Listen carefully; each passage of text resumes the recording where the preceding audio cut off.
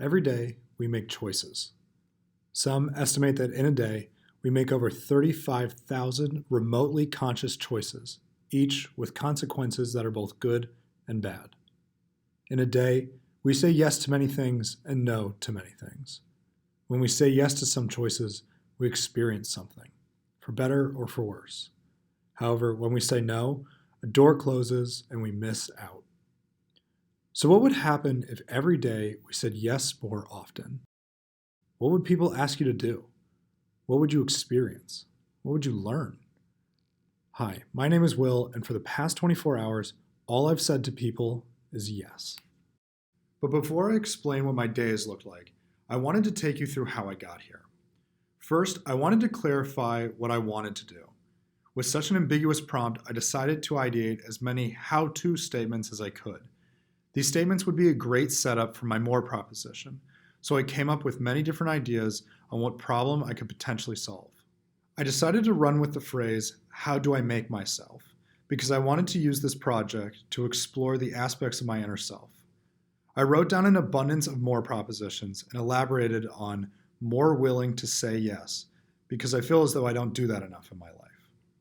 I had a few ideas on how to become more willing to say yes, but I found that the idea that scared me the most was to have people ask me to do things that I could not refuse for a day. 24 hours where I was at the mercy of others. That was an idea I was excited about. After I'd chosen that I was going to make myself more willing to say yes by having people tell me what to do, it was time to get it done. I started by sending messages to my groups of friends, telling them to ask me anything, and I will say yes. Within moments, I started getting a ton of requests. Without further delay, I grabbed my keys and headed out on my journey. My first ask came from Brian, who wanted me to pick him up a single lime for his chicken recipe. When I pulled up to his house, he didn't believe I was actually going to come and help, but he was pleasantly surprised when I did. After dropping off Brian's lime and helping him cook, I headed out. My next ask came from my friend Madison, who needed a partner for her Just Dance game because no one wanted to join. Unfortunately, I left my boogie shoes at home, but I drove over anyways. There waiting for me was a small crowd that cheered us on as we danced our hearts out to ABBA songs. While I was there, one of her friends, Matt, asked me to do a light workout with him because he had forgotten to go to the gym.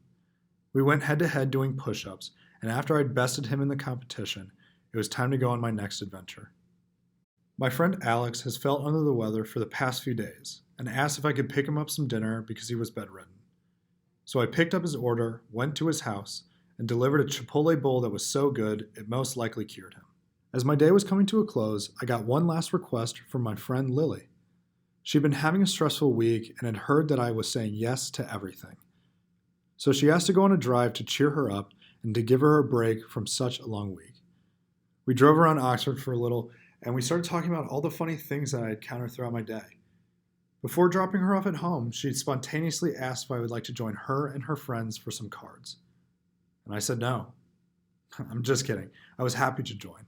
I walked into a house of people I didn't know, but we immediately began bonding over our busy lives and being so terrible at blackjack.